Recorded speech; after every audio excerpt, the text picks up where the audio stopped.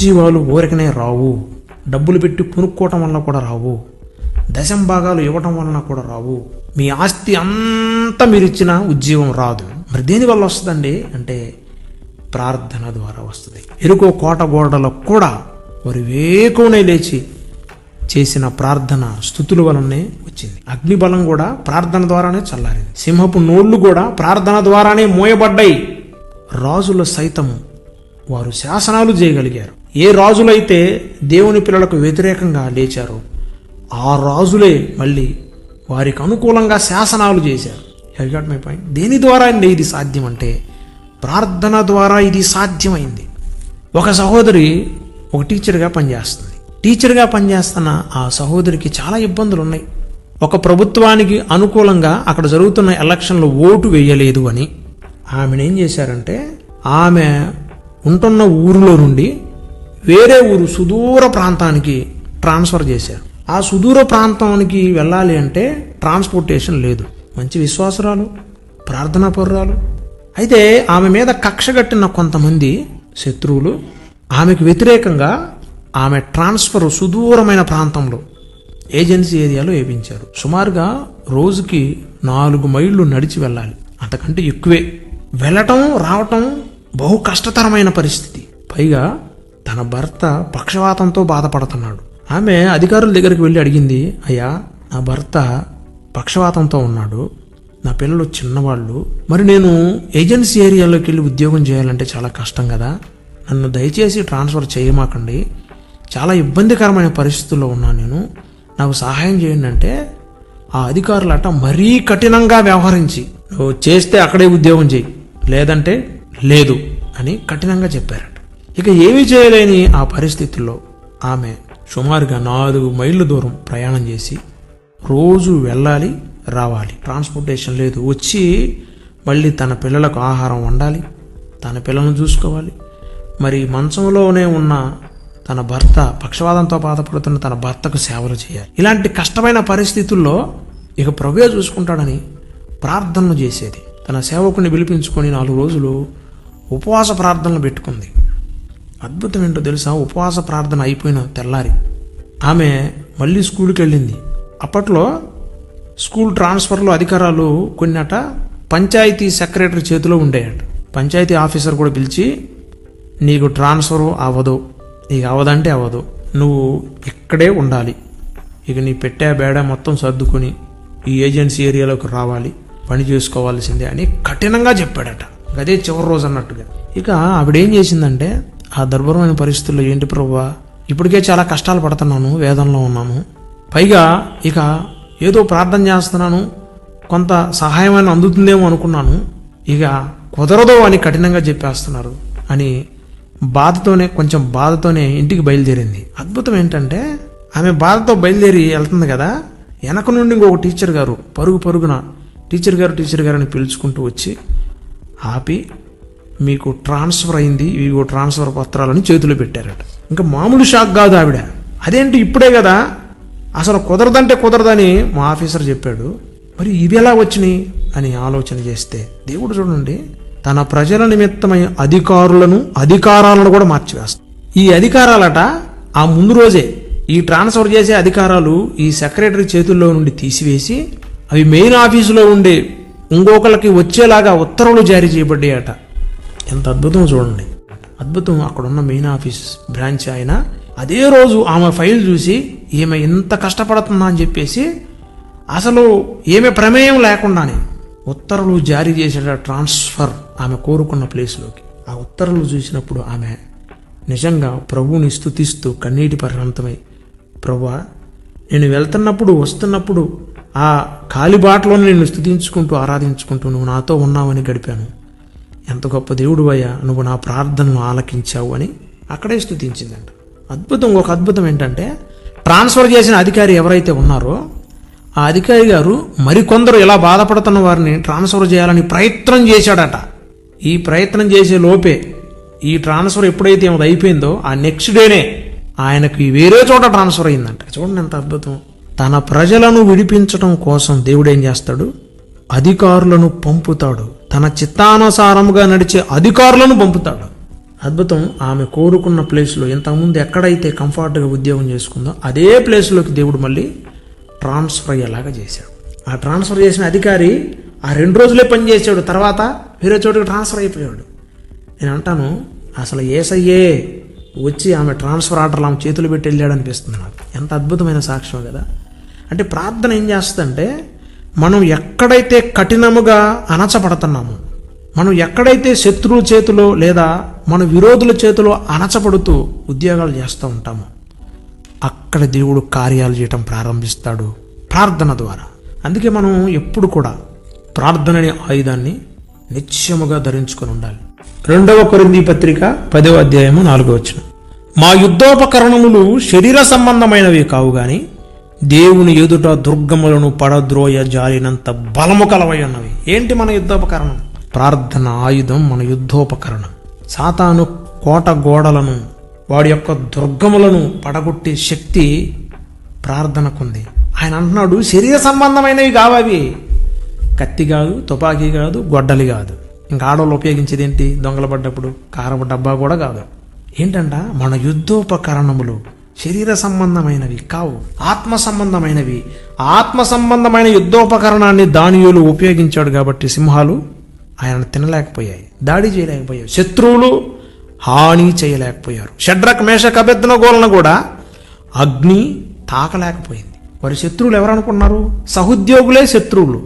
కల్దీయుల్లో కొందరు లేచి రాజు దగ్గరికి వెళ్ళి షడ్రక్ మేషక్ అబేద్నెగోలకు వ్యతిరేకంగా చెప్పారు. దానియేలుకు కూడా సహోద్యోగులే వ్యతిరేకంగా రాజు దగ్గరికి వెళ్ళి చెప్పారు. ప్రార్థన చేస్తున్నాడండి, బొమ్మకం ఒకట్లేదండి అని చెప్పినప్పుడు వారు ఎదుర్కొన్నారు. అయినా వారిని కాపాడింది ప్రార్థన అనే కంచ కోట ఆయుధం. ఈరోజు మనందరం కూడా ఈ ప్రార్థన అనే ఆయుధాన్ని నిత్యము ధరించుకొని ఉండాలి. అసలు ఈ సిగ్నల్ని మనం ఎప్పుడు కూడా పోగొట్టుకోకూడదు. దావీదు సైతం శ్రమల్లో బలమైన శక్తిగా ఎదగడానికి కారణం ఏంటనుకుంటున్నారు? ప్రార్థన. కన్నీటి ప్రార్థన. కన్నీటి ప్రవాహంలో కొట్టుకుపోయేటట్టుగా, దిండు పరుపు మొత్తం తేలపోయేటట్లుగా ప్రార్థన చేసేవాడు. ఒక ట్రాన్స్ఫర్ విషయంలో కాదు, మీ కుటుంబంలో ఉన్న అనారోగ్య విషయాలు, వ్యక్తిగత విషయాలు, భార్యాభర్తల మధ్య ఉన్న విషయాలు, ఆర్థికపరమైన విషయాలు, వివాహం సంబంధమైన విషయాలు, ఏవేవైనా సరే, సొంత గృహం నిమిత్తమైన విషయాలు, మీరు నిత్యముగా ఏం చేయాలంటే ప్రార్థనే చేయాలి. ఆలస్యము ఎప్పుడు అలక్ష్యము కాదు, దేవుడు చేస్తాడు. కానీ మనం చేయాల్సింది ఏంటంటే ప్రార్థనే. ఏదో ఒక రూపంలో దేవుడు కార్యము తప్పక చేస్తాడు. మనం అనుకుంటాం ఆలస్యమైంది కదా. ఆలస్యమైన నీ లక్ష్యాన్ని నువ్వు నిశ్చయముగా ప్రభు ద్వారా చేరుకుంటావు. ఆలస్యమని బాధపడమా. నీ లక్ష్యము గొప్పదైనప్పుడు, ఉన్నతమైనదైనప్పుడు, ఆయన దృష్టికి యోగ్యమైనదైనప్పుడు నువ్వు గుర్తుపెట్టుకో, నువ్వు అడిగినది యోగ్యమైనదైతే నిశ్చయముగా నా ప్రభువు నీకు అనుగ్రహిస్తాడు. ఆలస్యమని భయపడొద్దు. ఆలస్యమైనా నిశ్చయముగా నువ్వు నీ గమ్యం చేరుకుంటావు. ప్రార్థన ద్వారా దేవుడు చేయలేని కార్యం అంటూ ఏది లేదు. 1 మనం ప్రార్థన చేయాలి, 2 ప్రార్థనే, 3 ప్రార్థనే. ఎవరు చెప్పారు? దైవజనులు బిల్లి గ్రహం గారు అంటారు, దైవజనులు భక్తి సింగయ్య గారు అంటారు. ఈ దైవజనులందరూ వారి జీవితంలో వచ్చిన ప్రతి విజయానికి కారణం ఏంటయ్యా అని అడిగితే వాళ్ళు చెప్పే మాట ప్రార్థన. ప్రార్థన ద్వారానే విజయాలు వస్తాయి. ప్రార్థన ద్వారానే దేవుడు మన చుట్టూ కంచె వేస్తాడు. అసలు ప్రార్థన విశ్వాసికి శ్వాస లాంటిది. ప్రార్థన విశ్వాసికి వెన్నుముక లాంటిది. ప్రార్థన శక్తి గల ఆయుధం. ప్రార్థన కంచ కోట అయి ఉన్నది. కాబట్టి మనం ఈ రోజు నుండి ప్రార్థన యందు ఆసక్తి గలవారమై ఉండాలి. ఆ సిగ్నల్ను మనం ఎప్పటికప్పుడు కోల్పోతున్నప్పుడల్లా కూడా ఆ ప్రార్థన అనే సిగ్నల్ని కనెక్ట్ చేసుకోవాలి. అప్పుడు దేవుడు మన ప్రార్థనల ద్వారా మనకు ఉత్తరం ఇవ్వడం ప్రారంభిస్తాడు. నువ్వు మొరపెట్టు, నేను నీకు ఉత్తరం ఇస్తానన్నాడు. వాగ్దానం చేసిన వాడు నమ్మదగినవాడు. మొరపెట్టే మనం ఎలా ఉండాలి? నమ్మకంగా మొరపెట్టాలి. మొరపెడితే నిశ్చయంగా దేవుడు మన జీవితాల్లో కార్యాలు జరిగిస్తాడు. అట్టి కృపాభాగ్యం దేవుడు మనందరికీ దయచేయునుగాక. ఆమేన్. ప్రార్థించుకుందాం. అందరూ కూడా నాతో కలిసి ప్రార్థనలో ఏకీభవించండి. మహాపరిశుద్ధుడైన తండ్రి, మహాగణుడైన రాజా, అత్యంత కృపగలిగినవాడా, నమ్మదగినవాడా, సహాయకుడా, పోషకుడా, ఈరోజు ప్రార్థన ద్వారా నాతో మాతో మా అందరితో మాట్లాడారు. మా ఎదుట మేమే సాక్షులుగా ఉన్నాము. ప్రార్థన ద్వారా మేము పొందుకున్న విజయాలు అన్నీ ఇన్ని కాదు, అనేకమైన విజయాలు మేము పొందుకున్నాం. ఈరోజు మా బిడ్డలు ఎందరైతే విజయాన్ని చూడాలని కోరుకుంటున్నారు, వారి జీవితంలో ఉన్నతమైన స్థానాన్ని చేరుకోవాలని కోరుకుంటున్నారు, మా బిడ్డలందరినీ కూడా మీరు దయచేసి ఆశీర్వదించండి. దానియేలు ఏ విధంగా ప్రార్థన చేసేవాడు అటువంటి ప్రార్థనాత్మతో నింపండి. షడ్రక్, మేషక్, అబేద్నెగోలు కష్టకాలంలో ఏ విధంగా స్తుతిస్తూ ప్రార్థన చేశారో అటువంటి ప్రార్థనాత్మతో నింపండి. దావీదు ఏ విధంగా అయితే ప్రతి శ్రమలో, శోధనలో ప్రార్థించేవాడో అటువంటి ప్రార్థన ఆత్మ మాకివ్వండి. మా పితరులు కలిగిన ఆత్మ మాకివ్వండి. బిల్లీ గ్రహాం గారు నిత్యము ప్రార్థన చేసే అనుభవం, భక్త సింగ్ గారు నిత్యం ప్రార్థన చేసే అనుభవం, దేవదాసయ్య గారు ప్రార్థన చేసే అనుభవం, మా ముందున్న భక్తులందరూ కూడా ప్రార్థన ద్వారానే సంఘాలు కట్టగలిగారు, దేశాల్లో ఉజ్జీవాన్ని తీసుకురాగలిగారు. ఈరోజు మేమందరం కూడా ప్రభువా మా వ్యక్తిగతంగా, మా కుటుంబ పరంగా, మా సంఘపరంగా, మా దేశపరంగా ఉద్యమం చూడాలని కోరుకుంటున్నాం. దయచేసి మా అందరినీ ప్రార్థనాత్మతో నింపండి. చిన్న బిడ్డలని, యవనస్తులను, స్త్రీలను, పురుషులను, వృద్ధులను సైతం ప్రార్థనా పరులుగా మార్చమని అడుగుతున్నాను. ఈ ప్రార్థనలో ఏకీవించిన బిడ్డలందరూ నిత్యముగా ఆశీర్వదించబడి ఫలించుదురుగాక. అప్పుల సమస్యలు, ఆర్థిక సమస్యలు, కుటుంబ సమస్యలు, వ్యక్తిగత సమస్యలు, కోర్టు సమస్యలతో సతమతమవుతున్న బిడ్డలకు విడుదలివ్వండి. అనారోగ్యంతో, దీర్ఘకాలిక వ్యాధులతో, మందులు లేని వ్యాధులతో బాధపడుతున్న వారికి యేసు నామమున విడుదల ప్రకటించండి. ఎందరు బిడ్డలైతే ప్రభా వివాహం కొరకు ఎదురు చూస్తున్నారు, పరిశుద్ధమైన వివాహాలు ఈ సంవత్సరం మీరు జరిగించండి. గర్భఫలం లేని బిడ్డలను మీరు దర్శించి ఈ రోజే నా ప్రభా మా బిడ్డలందరినైనా కన్సీవ్ అవుటకు కృప దయచేయండి. చదువుకుంటున్న బిడ్డలకి కృప దయచేయండి. నూతనమైన అకాడమిక్ ఇయర్ ప్రారంభమైంది ప్రభా. ఈ నూతనమైన అకాడమిక్ ఇయర్లో మా బిడ్డలందరూనైనా మునుపటి కంటే అత్యధికమైన మార్కులు పొందుకున్నట్లుగా ద్వారాలు తెరవండి. విద్యావంతులుగా, జ్ఞానవంతులుగా మా బిడ్డలు వర్ధిల్లుదురుగాక. నూతనంగా స్కూల్లోకి వెళ్తున్న బిడ్డలను కూడా మీరు దర్శించి బలపరచమని అడుగుతున్నాం. దేశాన్ని, రాష్ట్రాలను వెళ్ళే నాయకులుగా మా బిడ్డల్ని ఆశీర్వదించండి ప్రభా. తొలకరి వానలు పడి సమృద్ధి పంటలు పండించినట్లుగా, పిడికడి విత్తి విస్తారమైన పంటలు పండించినట్లుగా మా రైతన్నలను, రైతు కూలీలను ఆశీర్వదించి బలపరచమని అడుగుతున్నాం. సకాలంలో వర్షాలు పడినట్లుగా కృప దయచేయమని అడుగుతున్నాం. ఈ విపరీతమైన ఎండల నుండి మా బిడ్డలను కాపాడమని అడుగుతున్నాం ప్రభా. ప్రభా, విధవరాండ్రుల పక్షాన వ్యాజ్యమాడండి, న్యాయము తీర్చమని అడుగుతున్నామయ్యా. బిగపట్టబడిన ప్రతి కూలి, బిగపట్టబడిన ప్రతి శాలరీ యేసుక్రీస్తు నామం పేరట విడిపించండి. అన్యాయముగా, అక్రమముగా ఆయన మా బిడ్డల ఉద్యోగాలు పోగొట్టుకున్నారు. దయచేసి ఉద్యోగాలు పొందుకున్నటకు సహాయం దయచేయండి అయ్యా. శాలరీలు, ఇంక్రిమెంట్స్, ప్రమోషన్స్ యేసు నామమున ఎక్కడైతే నిలిపివేయబడ్డాయో, ఎక్కడైతే మా బిడ్డలు అన్యాయాన్ని ఎదుర్కొంటున్నారో దయచేసి ఆ అధికారుల మనస్సులను తెరవండి. ప్రమోషన్స్, ఇంక్రిమెంట్స్ సకాలంలో మా బిడ్డలు పొందుకున్నట్లుగా ద్వారాలు తెరవండి. ఉద్యోగాలు, వ్యాపారాలు, చేతివృత్తులు చేసుకున్న బిడ్డలు యేసు నామమున ఆశీర్వదించబడుతురుగాక. పరిచర్య చేస్తున్న బిడ్డలు ఉన్నారు. నిశ్చయముగా నీ పరిచర్యలు నమ్మకంగా చేస్తుండగా సంఘాలను వృద్ధిపరచండి. బిడ్డలను కూడా ఆత్మీయంగా వృద్ధిలోకి వచ్చినట్లుగా చేయమని అడుగుతున్నాం. ప్రార్థన ఆత్మ కావాలని కోరుకుంటున్న బిడ్డలు, ప్రార్థించలేకపోతున్నామని ప్రభా బలహీనమవుతున్న బిడ్డల్ని యేసు నామమున ఆత్మతో నింపి బలపరచండి. రక్షణ మారు మనసు లేని బిడ్డలకు రక్షణ మారు మనసునివ్వండి. రక్షణలో ఉన్న బిడ్డలందరూ ఫలించి వృద్ధి చెందుటకు కృప దయచేయమని అడుగుతున్నాం. ఈ పరిచర్య 30 60 100 ఫలించుటకు కృప దయచేయండి.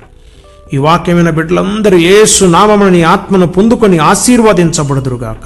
యోబు వలె 2 ఆశీర్వాదాన్ని పొందుకొందురుగాక. పరిశుద్ధుడైన తండ్రి, నాయన మా బిడ్డలు వివిధ దేశాల్లో ఉండి ఉద్యోగాలు చేస్తున్నారు, అక్కడ యుద్ధాలు జరుగుతున్నాయి. మా బిడ్డలు క్షేమంగా ఉన్నట్లుగా కృప దయచేయండి. పడిపోయిన, విడిపోయిన కుటుంబాలను మీరు కట్టండి.